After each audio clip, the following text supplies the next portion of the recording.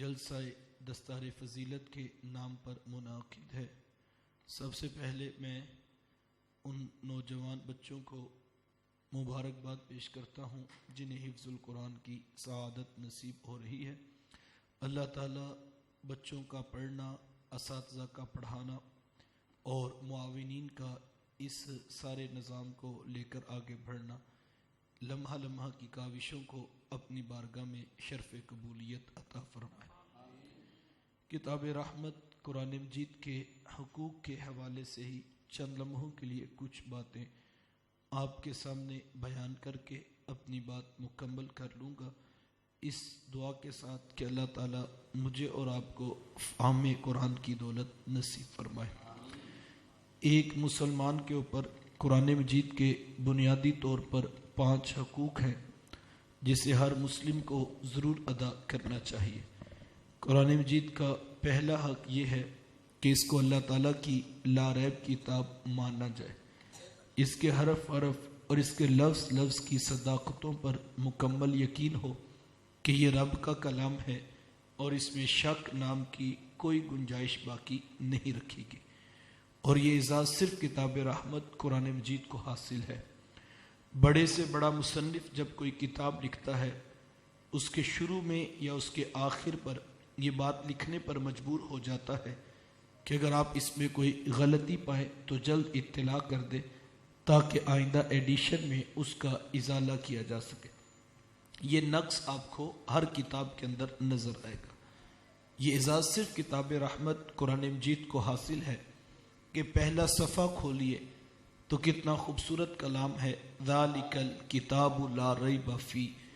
کہا اے مخاطب، آگے کے احکامات بعد میں پڑھی، پہلے صفحے پر فیصلہ کر لے کہ تیرے ہاتھوں میں وہ کتاب ہے جس میں شک نام کی گنجائش بھی باقی نہیں۔ یہ اعزاز صرف کتاب رحمت قرآن مجید کو حاصل ہے، اور یہ اعزاز بھی صرف امت محمدیہ کو حاصل ہے۔ کسی امت کے پاس اپنے نبی کا کوئی معجزہ اصلی صورت میں موجود نہیں ہے۔ آسمانی کتب تھی اور اس میں بھی لوگوں نے اپنی مرضی سے تبدیلی کر لی، لیکن یہ اعزاز صرف امت محمدیہ کو حاصل ہے کہ ہم آج بھی پوری دنیا میں سینہ تان کر کہہ سکتے ہیں کہ ہمارے ہاتھوں میں وہی قرآن ہے جو ہمارے رسول کے سینہ نور پہ نازل کیا گیا تھا، اور کسی مائی کے لال میں جرت نہیں کہ اس کی زبر یا زیر کو بھی تبدیل کر کے دکھا سکے۔ اس کا عملی تحفظ رب نے اپنے ذمہ کرم پہ رکھا۔ خود فرمایا انا نحن نزلنا الذکر وانا له لحافظون، کہا یہ ذکر ہم نے نازل کیا ہے اور ہم خود اس کی حفاظت کریں گے۔ اور اس کا انتظام و انصرام کیسے بنا، یہ آپ رمضان المبارک کی تراویح میں دیکھ سکتے ہیں۔ آگے حافظ صاحب کھڑے قرآن پڑھ رہے ہوتے ہیں اور پیچھے ایک سامع کھڑا ہوتا ہے، اور جیسے زبر کی جگہ زیر زبان سے نکلتی ہے تو پیچھے والا شخص بول پڑتا ہے کہ حضرت یہاں پر زبر نہیں، یہاں پر زیر لکھی ہوئی ہے۔ مجھے اچھی طرح یاد ہے، بچپن میں ہم نے ایک منظر دیکھا ہے کہ ہمارے محلے میں ایک حافظ صاحب قرآن پڑھاتے تھے، تو ایک مرتبہ وہ قرآن جب سنانا تھا تو ایک سامع مدرسے والوں نے جو بھیجا وہ بظاہر دیکھنے میں چھوٹی عمر کا تھا، کوئی 8-9 سال کا بچہ تھا۔ تو مسجد کے نمازیوں میں اختلاف ہو گیا کہ حافظ صاحب کو ضرورت تو نہیں پڑتی، لیکن اگر ضرورت پڑ گئی تو یہ چھوٹا بچہ ان کو کیا بتائے گا۔ تو جب یہ اختلاف ہوا، کچھ اس بچے کے حمایتی بن گئے، کچھ حافظ صاحب کی حمایت میں کہنے لگے کہ یہ مناسب نہیں۔ تو خیر اس بچے کا اعتماد اتنا تھا کہ اس نے کہا کہ تم میری عمر نہ دیکھو، تم میرا قرآن سن کے دیکھو، تمہیں تو قرآن سننا ہے نا، تم میرا قرآن سن کے دو۔ خیر وہ بازید ہو کر بچہ کھڑا ہو گیا۔ تو ایک دن حافظ صاحب قرآن پڑھ رہے تھے تو کہیں پر کوئی متشابہ لگا یا کیا ہوا، تو حافظ صاحب پڑھ رہے تھے، پیچھے سے وہ بچہ بول پڑا، 1 بار 2 بار 3 بار۔ جب مسلسل یوں تکرار ہوا تو حافظ صاحب نے کھڑے کھڑے ہی تراویح کی نماز میں سلام پھیر دیا اور نماز توڑ دی، اور کہنے لگے کہ ذرا قرآن مجید نکال کر لاؤ۔ ایک شخص آگے بڑھا، اس نے الماری سے قرآن نکالا، لا کر حافظ صاحب کو پیش کیا۔ حافظ صاحب قرآن کھولنے لگے تو اس بچے نے قرآن پر ہاتھ رکھ دیا اور کہنے لگا حضرت ایسے نہیں، پہلے کوئی تیسرا شخص بطور جج یہاں کھڑا کرے اور آپ بتائیں کہ آپ کیا پڑھ رہے تھے اور میں بتاؤں گا میں کیا پڑھا رہا تھا۔ اس قدر اعتماد. ایک تیسرا شخص وہاں پر ساتھ کھڑا کیا گیا. پہلے حافظ صاحب نے پڑھا, پھر اس چھوٹے بچے نے پڑھا. پھر جب قرآن کھولا گیا تو وہ چھوٹا بچہ سچا نکلا. کہا حضرت یہی تو بتا رہا ہوں, یہاں پہ زبر نہیں, یہاں پہ زیر لکھی ہوئی ہے. اللہ اکبر. یہ ایک سینہ مصطفیٰ ہے کہ جہاں پر قلب اتھر پر قرآن نازل کیا گیا. پھر اس کا فیض یہ ہے کہ 7 سال کا بچہ جسے ایک انگریزی کا مضمون یاد نہیں ہوتا, وہ الحمد کی الف سے لے کر والناس کی سین تک پورا قرآن سنا دیتا ہے. تو یہ ایسا کیوں نہ ہوتا؟ رب نے خود کہا تھا انا نحن نزلنا الذکر وانا لہ لحافظون. کہا یہ ذکر ہم نے نازل کیا اور ہم خود اس کی حفاظت کر کے دکھائیں گے. اور پوری دنیا کے اوپر یہ صرف کتاب رحمت قرآن مجید کا اعزاز ہے. دوسرا حق یہ ہے کہ صحت لفظی کے ساتھ, مخارج کی صحیح ادائیگی کے ساتھ اس قرآن کو اوپر سے دیکھ کر پڑھنا سیکھا جائے. اور یہ قرآن مجید کا بنیادی حق ہے. ہمیں خود کہا گیا کہ اپنی خوبصورت آواز کے ساتھ قرآن کو زینت بخشو. لہٰذا اچھے لب و لہجے کے ساتھ قرآن پڑھنا یہ بہت بڑی سعادت مندی ہے اگر کسی کو نصیب ہو. یہ چیز ہم اپنے اسلاف کی زندگیوں سے سیکھ سکتے ہیں. صحابہ بڑا خوبصورت قرآن پڑھا کرتے تھے, اور یار وہ پڑھتے بھی کیوں نہ, انہوں نے قرآن سیکھا بھی تو صاحب قرآن سے تھا نا. جتنا کامل استاد ہوتا ہے شاگرد بھی تو اتنے کامل ہوتے ہیں. تو یار کیا خیال ہے وہ شاگرد کتنے کامل ہوں گے جن کے استاذ المکرم امام الانبیاء بھی ہوں. پھر انہوں نے جو قرآن حضور سے سیکھا وہ کتنا سونا ہوگا. صحابی کا نام ہے حضرت ابی بن کعب رضی اللہ تعالیٰ عنہ. وہ بڑا خوبصورت قرآن پڑھا کرتے تھے. ایک دن گھر بیٹھے قرآن مجید کی تلاوت کر رہے تھے کہ گلی سے حضور کا گزر ہوا. میرے حضور کے کانوں میں حضرت ابی کی تلاوت کی آواز آئی تو میرے حضور وہیں پہ رک کر قرآن سننے لگے. اللہ اکبر. کیسا خوش قسمت وہ حافظ ہوگا یار جس کا قرآن اللہ کے رسول سن رہے ہیں. اللہ اکبر. سونا پڑھا کرو, کبھی مقدر جا کے پڑھیں گے نا. اللہ اکبر. صبح ملاقات ہوئی تو حضور میں کہ بھئی تو قرآن بڑا سونا پڑھتا ہے. یار وہ کتنا سونا پڑھتا ہوگا جس کو اللہ کے رسول فرما رہے کہ تو سونا پڑھتا ہے. تو عرض کی حضور آپ کو کیسے پتہ لگا؟ حضور میں رات تیرے گھر کے قریب سے گزرے تھے اور تیرے قرآن پڑھنے کی آواز آ رہی تھی. تو حضرت ابی عرض کرتے ہیں کہ حضور مجھے تو پتہ ہی نہیں تھا کہ آپ بھی سن رہے ہیں. اگر پتہ ہوتا نا کہ آپ بھی سن رہے ہیں تو حضور میں اور سنوار کے پڑھتا. مجھے تو پتہ ہی نہیں تھا کہ میرے رسول بھی میری تلاوت سن رہے ہیں.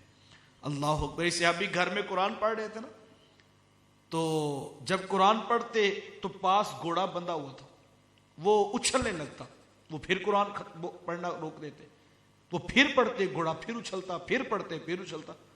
خیر قرآن بند کر کے رکھ دیا اور تلاوت موقوف کر دی. بے چینی بھی تھی, ذوق آتا تھا کہ اونچی پڑھوں. جب پڑھتے تو گھوڑا اچھلنے لگتا, اور پاس بچہ لیٹا ہوا تھا, خیال تھا کہ اس کو نقصان نہ پہنچا دے. اب صبح حضور سے ملاقات ہوئی اور عرض کی حضور رات بڑا عجیب منظر دیکھا. حضور میں رات کیا ہوا؟ عرض کی حضور میں قرآن پڑھتا تھا اور پاس گھوڑا بندھا ہوا وہ اچھلتا تھا, اور جب میں خاموش ہوتا وہ پھر ٹھیک ہو جاتا. تو میں نے تلاوت ختم کر دی. تو حضور اس کی وجہ کیا تھی؟ حضور میں تو قرآن اتنا سونا پڑھ رہا تھا کہ اللہ کی رحمت کے فرشتے بھی اتر رہے تھے, اور گھوڑا ان اترتے ہوئے فرشتوں کو دیکھ رہا تھا. اور اگر تو ساری رات قرآن پڑھتا رہتا فرشتے صبح ملاقات بھی کر لیتے اور لوگ ان کو دیکھ لیتے. تو یہ قرآن پڑھنے کی برکت ہے. تو ہمیں بھی چاہیے ہم اپنی اولادوں کو اچھا اور سونا قرآن پڑھانے کا بندوبست ضرور کریں. لیکن اس عنوان پر ہماری بڑی غفلت ہے یار. صبح کے وقت مساجد میں اعلان کیا جاتا ہے کہ قرآن مجید کی تعلیم شروع ہو گئی ہے, بچوں کو قرآن پڑھنے کے لیے بھیج دیں. تو اس وقت دل خون کے آنسر ہوتا ہے کہ یہ وقت بھی اب امت پہ آنا تھا کہ معاذ اللہ قرآن اتنا حقیر اور ہلکا ہو گیا تھا کہ 3 بار اعلان کر کے منت کی جاتی جناب بچوں کو قرآن پڑھنے کے لیے بھیج دیں. اور پھر مائیں بچوں کو تھپڑ مارتی ہیں اور کہتی جا کے قرآن پڑھے. بچے کی آنکھوں میں آنسو ہوتے ہیں, میلے کچیلے کپڑے اس نے پہنے ہوتے ہیں, اور بعض کا رات کپڑوں میں پیشاب کیا ہوتا ہے, اور وہ انہی ناپاک کپڑوں کے ساتھ مسجد میں آ رہا ہوتا ہے, اور اس کے ہاتھ میں وہ کتاب کا پارا ہوتا ہے جس کے بارے حکم ہے لا یمسہ الا المطہرون, اس کو بے وضوئی کی حالت میں چھو بھی نہیں سکتے. اور پھر جو مسجد کے اندر کی حالت ہے وہ بھی کسی سے مخفی نہیں. 50 بچے بیٹھے ہوتے ہیں اور ایک قاری صاحب بیٹھے ہیں, آدھا گھنٹہ میکسیمم کلاس کا ٹائم. کوئی صاحب فہم مجھے بھی یہ بتائے آدھے گھنٹے میں 50 بچوں کا سبق کیسے سنا جاتا ہے؟ پچھلا سبق سنانا بھی ہے، آگے سبق پڑھنا بھی ہے، اور 1 منٹ بھی ایک بچے کے حصے میں پورا نہیں آ رہا، تو کتنا قرآن وہ سیکھ کر گھر گیا ہوگا؟ کبھی آپ نے اپنے بچے کو 1 منٹ کے لیے اسکول بھیجا کہ بیٹا جائیں 1 منٹ پڑھ کے آ جائیں؟ وہاں تو صبح 8 سے 2، 3 سے 6 ٹیوشن، اور ہفتے کے بعد ہم فون پر پتا کرتے ہیں جناب یہ پڑھائی میں ٹھیک جا رہا ہے، اور یہاں پر 1 منٹ اس کو نہیں ملا، کتنا قرآن سیکھ لیا ہوگا اس نے؟ اور اگر قاری صاحب گروپ بندی کر کے بچوں کو کوئی نماز یا دیگر چیزیں سکھانا بھی چاہیں تو مائیں دروازوں پہ پہنچ جاتی کہ قاری صاحب کو نہیں پتا کہ بچہ اسکول سے لیٹ ہو گیا، سارا دن اسے آج ہی سکھانا تھا۔ یہ ہمارے رویے ہیں کتاب رحمت قرآن مجید کے حوالے سے۔ اچھا، یہ تو تصویر کا ایک رخ ہے، اگر آپ تصویر کا دوسرا رخ بھی ملاحظہ کریں، وہی بچہ جب واپس پلٹتا ہے تو ماں جلدی سے بچے کو پکڑتی ہے، اس کو نہلاتی ہے، آنکھوں میں سرما، بالوں میں تیل، رات سے یونیفارم پریس کیا تھا وہ اس کو پہناتی ہے، ٹائی لگاتی ہے، پالش شوز دیتی ہے، جرابیں اسکول کی پہناتی ہے، بیج اس کو لگایا جاتا ہے، لنچ باکس اس کے بیگ میں رکھا جاتا ہے، واٹر کین اس کی بغل پہ لٹکائی جاتی ہے، باپ اٹھتا ہے 10 روپے خرچی اس کے جیب میں ڈالتا ہے، ماتھا چوم کر اس کو موٹر سائیکل پر بٹھا کر مسکراتا ہوا جا کے اسکول چھوڑ کر بھی آتا ہے، اسکول سے لے کر بھی آتا ہے، پھر 3 بجے ٹیوشن سینٹر، 6 بجے وہاں پر واپسی۔ ہفتے کے بعد ماسٹر صاحب کو فون کر کے پوچھتا جناب میرا بیٹا پڑھائی میں آگے جائے گا نا؟ میں نہیں کہتا بچوں کو اسکول نہ بھیجیے، ضرور بھیجیے، لیکن میرا ایک سادہ سا سوال ہے، کبھی تنہائی میں بیٹھ کر سوچنا کہ صبح رب کے قرآن کو کتنی عزت دی تھی اور شام تک دنیاوی تعلیم کے لیے ہم کتنے تڑپے اور ہمیں ٹینشن کتنی لگی ہوئی ہے، پھر کل کو وہی ماں باپ آ کر کہتے ہیں جی بچہ ہماری بات نہیں مانتا، تو میں کہتا ہوں بھئی وہ کیوں بات مانے؟ اس نے پڑھی ہے فزکس، اس نے پڑھی ہے کیمسٹری، اس نے پڑھی ہے بایو، اس نے پڑھا ریاضی، اس نے پڑھا کمپیوٹر، اس نے پڑھی ہے انگلش، یہ سارے مضامین آپ پوری طرح کھنگالیں، کہیں پر تو یہ لکھا ہی نہیں تھا کہ ماں باپ کی بات بھی ماننی۔ اس نے ماں باپ کی بات تو مانی، اسی کے پہنے پر تو اس نے پڑھا ہے سب کچھ۔ حضور والا اگر آپ نے بیج کانٹوں کا بویا ہے تو پھول تو نہیں آئیں گے۔ جو بچے نے پڑھا اس نے تو جو سیکھا ہے وہی کچھ بتانا ہے نا اس نے۔ پوری کیمسٹری کھنگال مارے، کیمسٹری نہیں بتاتی ماں کی سستی کا نام ہے، فزکس کا کوئی اصول نہیں بتاتا کہ باپ کی سستی کا نام ہے، ریاضی کا کوئی کلیہ نہیں بتاتا کہ ماں باپ کے ساتھ بات کس لہجے میں کرنی۔ صاحب یہ سبق کیمسٹری، فزکس، بایو یا ریاضی نے نہیں پڑھانا تھا، یہ سبق یا رب کے قرآن نے یا محمد کی میٹھی بولی نے بتانا تھا، لیکن ہم نے نہ قرآن پڑھایا نہ حدیث پڑھائی، اور نتیجہ وہ مانگ رہے ہیں جو قرآن حدیث سے پیدا ہوتا ہے۔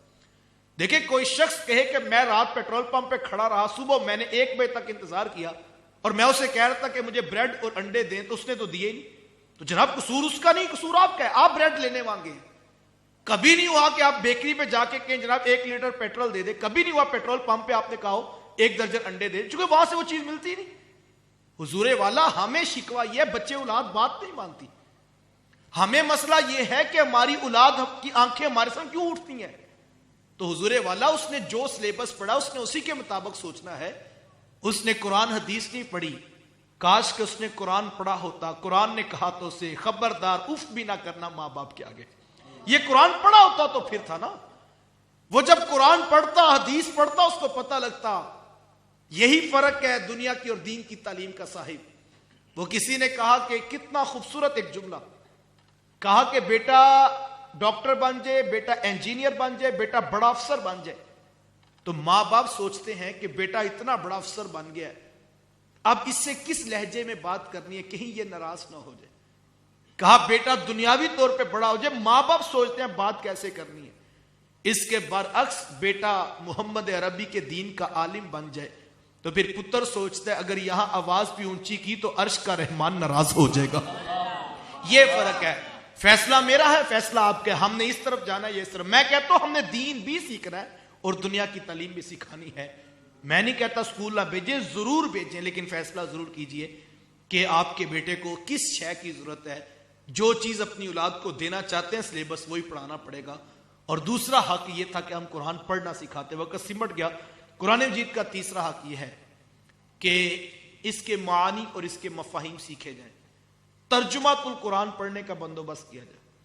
لیکن ہمارے ہاں تو جب بچہ اوپر سے دیکھ کر پڑھنا سیکھ لیتا ہے تو ہم قاری صاحب کو مٹھائی کا ڈبہ پکڑاتے ہیں اور ایک سوٹ پیش کرتے ہیں اور کہتے ہیں حضرت کل سے آپ نہ آئیے گا, ماشاءاللہ بیٹے نے روانگی سے قرآن پڑھ لیا ہے اور اب آپ کے آنے کی ضرورت نہیں. اور ہم بڑے فخر سے بتا رہے ہوتے ہیں کہ 7 سال کی عمر میں جناب اس نے پڑھ کے مکمل کر لیا. مجھے بتائیں کیا یہ قرآن اس لیے نازل کیا گیا تھا کہ پوری قوم ایک ایک مرتبہ پڑھے اور پھر اس کو لپیٹ کر غلاف میں بند کر کے اوپر رکھ دے؟ ہم نے کبھی سوچا ہم نے کب قرآن دیکھا تھا, کب قرآن پڑھا تھا, زبان سے آیات کب نکلی تھی؟ یہ قرآن تو نازل اس لیے ہوا تھا لآیات لأولی الالباب, یہ نشانیاں تھیں عقل والوں کے لیے, اور ہم نے معنی مفہوم ترجمہ سیکھنا تھا پھر آگے زندگی گزارنے کی. لیکن معذرت کے ساتھ ہم نے اس کو دم کی کتاب سمجھا, ہم نے اس کو برکت کی کتاب سمجھا, ہم نے اس کو تعویذ گنڈے کے لیے استعمال کیا, لیکن ہم نے اس کو کھول کر نہیں دیکھا کہ اس میں لکھا کیا تھا, اس کا معنی کیا تھا, مفہوم کیا تھا, ترجمہ کیا تھا. اور اگر ہم سمجھ کر پڑھتے تو ہماری زندگی میں سکون آ جاتا. آج ہم پریشان ہیں تو وجہ یہ ہم نے قرآن سمجھ کے پڑھا ہی نہیں. جو سمجھ کے قرآن پڑھتے ہیں جانتے ہیں ان کی زندگی کیسے تبدیل ہوتی. اللہ اکبر. حضرت عمر رضی اللہ تعالیٰ عنہ کے پاس غالباً ایک مانگت اور فقیر آیا, اس نے آ کے سوال کیا, حضرت عمر نے اس کو خیرات دی اور کہا صاحب رب کا قرآن بھی پڑھا کرو. خیرات بھی دی اور ساتھ میں اس کو قرآن پڑھنے کی نصیحت کی. وہ آتا, حضرت عمر اس کو خیرات دیتے اور ساتھ کہتے صاحب قرآن بھی پڑھا کرو. ایک عرصہ گزر گیا, وہ آتا نہیں تھا. ایک دن گلی سے گزرے تھے کہ آگے سے اس مانگت سے ملاقات ہو. یہ گزرنے لگا تو حضرت عمر نے روک لیا, کہا صاحب ہم سے ناراض ہو؟ کہا نہیں حضرت. کہا عرصہ ہوا اب کبھی دوبارہ آئے نہیں ہو. تو اس شخص نے جواب دیا, کہنے لگا عمر تم کہتے تھے نا رب کا قرآن پڑھا کرو. عمر میں نے سونے رب کا قرآن پڑھ لیا ہے, اب قرآن نے مجھے تیرے آگے سے اٹھا کے رب کی دہلیز پہ کھڑا کر دیا ہے. عمر اب تیرے سے مانگنے کی ضرورت تو نہیں نا, اب تو میں قرآن پڑھا کرتا ہوں. اور کوئی قرآن بھی پڑھ رہا اور لوگوں سے مانگ بھی رہا تو اسے پتا ہونا چاہیے کہ اس نے قرآن پڑھا ہی نہیں ہے, کیونکہ قرآن جو پڑھ لیتا ہے وہ پھر رب سے مانگتا ہے, وہ دنیا سے نہیں مانگتا. جبکہ ایک حدیث کا مفہوم تو یہ ہے جو قرآن پڑھنے میں اتنا مشغول ہوا, جو قرآن پڑھنے میں اس قدر مشغول ہوا کہ اس کو دعا مانگنی یاد نہ رہی, تو میرے رسول فرمایا حضور اس کو مانگنے والوں سے زیادہ اس کا رب اس کو عطا کرتا ہے. تو قرآن پڑھنے والا کسی دوسری چوکھٹ کا مانگت اور بکاری نہیں بنتا. دنیا کے پیچھے بھی بھاگے اور پھر قرآن بھی پڑھے, اس کا مطلب اس نے قرآن پڑھا ہی نہیں ہے. قرآن پڑھنے والے کا ہاتھ صرف رب کی دہلیز پہ پھیلتا ہے اور اس کی دہلیز اور اس کی چوکھٹ سے وہ مانگتا ہے. قرآن مجید کا چوتھا مقصد پڑھنے کے بعد اس کے اوپر عمل کرنا ہے. آپ کو معنی ایک ایک آیت کے 10 آتے ہیں لیکن آپ عمل نہیں کرتے تو شاید آپ قرآن کے مقصد سے بھی تک مکمل طور پر آشنا نہیں ہوئے. قرآن عمل کی طرف ترغیب دیتا ہے, اور آج دکھ اور المیہ کی بات یہ ہے کہ جہاں سے عمل کی ترغیب ملنی تھی وہیں سے ڈٹ کر اس کی نفی کی جا رہی. مجھے فتوے سے معاف رکھیے گا, آپ کی میرے سے پہلے ملاقات نہیں ہوئی, لیکن ہماری حالت یہ ہے کہ یہ محافل جہاں سے عمل کا پیغام ملنا تھا, یہاں سے بھی آج کل ڈٹ کر منافقت کی جاتی ہے اور مخالفت کی جاتی ہے. کوئی شخص عمل کی بات کرے تو اس کی طرف مسکرا کے کہا جاتا ہے یہ خشک ملا ہے, یہ لوگوں کو ڈرانے کی باتیں کرتا ہے. جبکہ یہ قرآن نے کہا انا ارسلناک بالحق بشیرا ونذیرا, ہم نے رسول کو بھیجا ہی بشارت سنانے والا اور ڈر سنانے والا بنا کر بھیجا تھا. لیکن ہمارا ایک اپنا مزاج ہے نا, ہم تو نوٹ بھی اس شعر کے اوپر زیادہ پھینکتے ہیں جہاں سے عمل کی جو ہے وہ بغاوت سکھائی جا رہی ہو, جہاں عمل سے نفرت سکھائی جا رہی ہو, اور ایک نعت خواں ایک شعر کے اندر پوری قوم کو بخشوا کے چلا جائے, ہم اس کو زیادہ نوٹ دیتے ہیں تاکہ پتہ لگے کہ اس نے تو جنت بھی بانٹ دی نا ایک گروہ میں. اتنا آسان کام نہیں ہے صاحب, اسلام عمل کا دین ہے. میرے استاد المکرم اللہ ان کو زندگی اور صحت عطا فرمائے, 50 سال ہو گئے ان کو درس حدیث اور درس قرآن اور درس نظامی پڑھاتے ہوئے. 50 سال قرآن اور حدیث پڑھایا. ایک دن ہمیں فرمانے لگے کہ بیٹا میں نے قرآن بھی پڑھا, میں نے حدیث بھی پڑھی, میں نے تشریحات بھی دیکھی, مفسرین کی آراء بھی دیکھی, محدثین کے اقوال بھی دیکھے. بیٹا مجھے تو نہ قرآن کی کوئی آیت ملی نہ حدیث کا کوئی مفہوم نظر آیا جس میں یہ لکھا ہو کہ تم زندگی جیسی مرضی گزار کے آ جانا, میں تمہیں معاف کر دوں گا. کہا میں نے تو جہاں سے بھی قرآن پڑھا وہاں یہی لکھا تھا الا الذین آمنوا وعملوا الصالحات, وہ جو ایمان لائے اور جنہوں نے اچھے اعمال کیے. لہذا اچھے عمل کیا تقاضا قرآن کا ہے ہم سے. وقت سمٹ گیا. قرآن مجید کا 5واں حق یہ ہے, اس کو پڑھنے کے بعد، سمجھ لینے کے بعد، عمل کرنے کے بعد آگے اس کی تبلیغ بھی کی جائے۔ اب تبلیغ کیسے کی جائے یہ ایک پورا عنوان ہے، لیکن میں صرف ایک سوال اور ایک جواب کے ساتھ بات مکمل کروں۔ میں یہ کہتا ہوں کہ ہمارے معاشرے میں ایک ایسا مسئلہ ہے جو ہم بچپن سے کم از کم اپنی مساجد میں دیکھتے آ رہے ہیں، اور یہ مسئلہ کتنا پرانا ہے یہ تو مجھے نہیں پتا، لیکن ہم نے جب سے ہوش سنبھالی ہم نے اپنی مسجدوں کے اندر یہ اختلاف اور یہ مسئلہ دیکھا ہے۔ مسئلہ کیا ہے کہ ہمارے مسجد کے ائمہ کرام، ان کے پیچھے جو مقتدی کھڑے ہیں، ان میں سے ہر شخص اپنے امام سے ناراض اور خفا نظر آتا ہے۔ جس سے پوچھ لیں اس کے پاس ایک لمبی فہرست ہے، وہ کہتا ہے ہمارا حافظ یہ بھی نہیں کرتا، ہمارے مول صاحب کو یہ بھی نہیں آتا، ہمارے علامہ صاحب کو یہ بھی نہیں آتا، ہر شخص ناراض ہی نظر آتا ہے۔ اب یہ اتنا اہم مسئلہ ہے، اچھا میں یہ نہیں کہتا ہر جگہ پہ ہے، کسی جگہ پر نہیں ہوگا، اچھے لوگ موجود ہیں، میں اس کی نفی نہیں کرتا۔ بیٹا بس 5-7 منٹ رہ گئے ہیں، آپ ذرا بس 5-7 منٹ، میری بات مکمل ہے۔ ہر شخص جو ہے وہ ناراض نظر آتا، جو 8 دن بعد جمعہ پڑھنے جاتا ہے اس کے بعد بھی پوری فہرست ہے ہماری مسجد کے امام صاحب ٹھیک نہیں ہے۔ تو میں نہیں کہتا کہ جناب وہ ٹھیک ہے، میں آپ کے ساتھ کھڑا ہوں، میں کہتا ہوں کہ آپ سب کا گلا 100% ٹھیک ہے۔ میں بھی لیٹس سپوز وقتی طور پر میں آپ کے ساتھ کھڑا ہوں کہ جناب بالکل جو مصلی پہ کھڑا ہے، جو ممبر پر بیٹھا ہے وہ بالکل غلط ہے، میں آپ سے ایگری کرتا ہوں، میں بالکل آپ کے ساتھ ہوں۔ اس کا مطلب مسئلہ جینون ہے۔ اب مجھے بتائیں اس مسئلے کا حل کیا ہے؟ دیکھیں مسئلہ تو ہے، سب قبول کرتے ہیں، میں آپ کے ساتھ کھڑا ہوں، مسئلہ موجود ہے۔ اب اس مسئلے کا حل کیا؟ بہت سارے حل ہوں گے، اہل علم نے بیان بھی کیے، لیکن میں ایک سادہ سا حل جو میری ناقص عقل بتاتی ہے، میں یہ کہتا ہوں، میں آپ کے ساتھ کھڑا ہوں، میں کہتا ہوں جناب بالکل جو مصلی پہ کھڑا ہے، جو ممبر پہ بیٹھا وہ غلط ہے، وہ اس اہل ہی نہیں کہ اس کو کھڑا کیا گیا۔ میں کہتا ہوں جناب جب ہمیں پتہ لگ گیا مصلی پہ بیٹھنے والا، مصلی پہ کھڑے ہونے والا، ممبر پر بیٹھنے والا وہ نااہل ہے، تو جناب اتنا اہم مسئلہ ہے، ہماری عبادت کا مسئلہ ہے، تو ہمیں اس مسئلے کو حل کرنا چاہیے۔ تو اس کا حل کیا؟ ایک سادہ سا حل یہ ہے کہ جناب جو پیچھے کھڑے ہیں وہ سب سمجھتے ہیں آگے کھڑے ہونے والا نااہل ہے، تو یار جھگڑے کی بات کیا ہے؟ آگے والے کو سائڈ پہ کریں، پیچھے والوں میں سے کوئی ہمت کر کے آپ آگے کھڑا ہو جائے تو مسئلہ حل ہو جائے گا۔ لیکن ہم میں تو کبھی ہمت نہیں پیدا ہوئی، ہم بات بھی کرتے ہیں، 2 منٹ لیٹ ہو جائے، 5 منٹ لیٹ ہو جائے، پکڑ کے بندہ آگے کرنا پڑتا ہے کہ جناب چلیں آپ پڑھا دیں، آج نماز قاری صاحب نہیں ہے۔ بھائی اتنا اہم مسئلہ ہے، عبادت کا مسئلہ ہے، 25-30 سال سے تو ہم بھی دیکھ رہے ہیں یہ مسئلہ حل نہیں ہوا۔ کوئی بندہ آگے بڑھ کر جو ہے وہ بندہ تیار کر کے کھڑا کیوں نہیں کرتا؟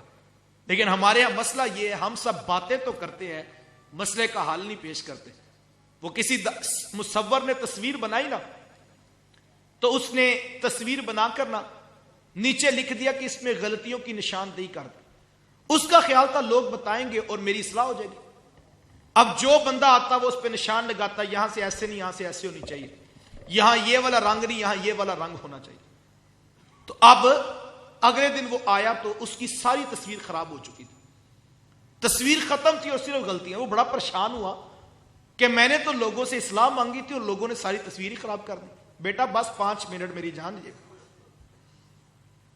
بیٹا یہ اہم بات ہے بھائی جان، بیٹا صرف 5 منٹ بات مکمل ہوگی میری۔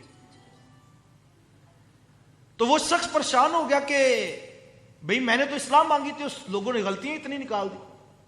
اب کسی دانا بینا بزرگوں نے کہا بیٹا ایسے نہیں ہوتا۔ جی کیسے ہوتا ہے؟ کہا بیٹا کہ ایک تصویر دوبارہ بناؤ اور اس سے آگے والا صفحہ خالی چھوڑ دو اور ساتھ میں لکھ دو اس سے بہتر تصویر یہاں پر بنا دے۔ اگلے دن جب وہ آیا تو اس کی تصویر بھی جو ہے وہ محفوظ تھی اور آگے والا چارٹ بھی خالی پڑا ہوا تھا۔ ہم سب مشورہ تو دیتے ہیں یار تیار کر کے پتر اپنے مصلی پہ کھڑے کرتے کیوں نہیں ہیں، لیکن ہم میں سے کوئی بندہ یہ کام نہیں کرے گا۔ ہم کہتے ہیں ہمارا بیٹا وہ تو ڈاکٹر بنے گا، ہمارا بیٹا تو انجینئر بنے گا، ہمارا بیٹا تو آرمی پرسن بنے گا، جناب ہمارا بیٹا تو ذہین بڑا ہے، یہ تو کل کو انگلش پڑھے گا، CSS پاس کرے گا اور یہ تو شہر کا DPO لگوائیں گے ہم۔ ہاں قاری صاحب آپ بتائیں آپ کو کیا چاہیے؟ آپ سالانہ جلسہ کروائیں گے نا، جو حضرت آئیں گے ان کا کھانا ہم پیش کریں گے، 5000 روپے فنڈ بھی دیں گے، 11ویں کے لیے 100 روپے ماہانہ ہمارا بھی لگائے۔ ہم بڑے دانا بینا لوگ ہیں صاحب، یہ ہنسنے کی باتیں نہیں، یہ رونے کی باتیں ہیں۔ جس قوم کا دین اس قدر خستہ حالت میں ہو کہ ہمیں پکڑ کے بندہ مصلی پہ کھڑا کرنا پڑے، سوچنے کی ضرورت ہے. ہم نے دین, ہم نعرہ تو لگاتے ہیں, یہ بھی ہم نے بھی لگایا نعرہ, غلامی رسول میں موت بھی قبول ہے, لیکن ہم دین کو, اللہ کا دین کو اپنا بیٹا دینے کے لیے ہم تیار نہیں ہیں صاحب. موت تو کرتے ہیں ہم, حضور کے نام پہ موت قبول کرتے ہیں, لیکن اپنا ایک بیٹا دین کو دینے کے لیے ہم تیار نہیں ہیں صاحب. جب تک میں اپنا ذہین ترین بیٹا دین کو نہیں دوں گا, تبدیلی نہیں آئے گی صاحب. تنہائی میں سنجیدگی سے سوچئے گا, یہ مسئلہ کبھی حل نہیں ہوگا. میرے استاذ المکرم کے پاس فیصل آباد سے کچھ لوگ آئے تو انہوں نے کہا حضرت آپ کا خطاب تو آپ کا خطاب تھا, آپ کے جمع فکر مبلغین نے بھی کمال کر دیا, تو ذرا شفقت فرمائے نا کوئی ایک مبلغ ہمیں بھی دے دے, ہم تو مسجد میں بندے رکھ رکھ کے تھک گئے. تو میرے استاذ المکرم فرمائے کہ ہمارے پاس تھوڑے سے بچے ہیں, پرانی بات ہے, تو ہمارے پاس تو اتنے لوگ نہیں ہیں, لیکن میں آپ کو ایک مشورہ دیتا ہوں کہ آپ ہر سال آتے ہیں اور آپ یہی گلہ شکوہ ہم سے کرتے ہیں, تو میں ایک مشورہ آپ کو دیتا ہوں. آپ 8 لوگ آئے ہیں, اللہ نے دولت بھی دی ہے, عقل فہم بھی دی ہے, دین کی توفیق بھی دی ہے, ذرا حوصلہ کر کے ایک ایک پتر مجھے دے جاؤ نا, 8 سال کے بعد آ کر 8 عالم دین لے جانا, تو کم از کم فیصلہ آباد کی 8 مسجدوں کا تو مسئلہ حل ہو جائے گا. پھر اگلے سال اگلی 8, پھر اگلے سال اگلی 8, تو کبھی تو مسئلہ حل ہوگا. لیکن ہم لوگ نہیں چاہتے بھائی, ہم کہتے ہیں چلو سال کے بعد ایک سالانہ جلسہ, اس کے لائٹنگ کا خرچہ ہم دیں گے, ایک نعت خواہ مجھے دو نا, ایک تم دو نا. صاحب یہ بکا ہوا ٹولہ کبھی ختم نہیں ہوگا جب تک ہم اپنے پتر تیار کر کے مصلے پہ نہیں کھڑا کریں گے. تو جب تک ہم ایسا نہیں کریں گے کوئی تبدیلی نہیں آئے گی. ہماری ایک, میں یہ میلسی والی سائڈ پہ گیا, مجھے ایک دوست نے بتایا, میں سوچتا رہا 3 دن تک. میلسی ایک پسماندہ علاقہ ہے, انہوں نے کہا جناب ایک رات کی محفل میلاد, 4 گھنٹے کی محفل میلاد کم از کم 1.25 کروڑ روپے کی میں ختم ہوئی ہے.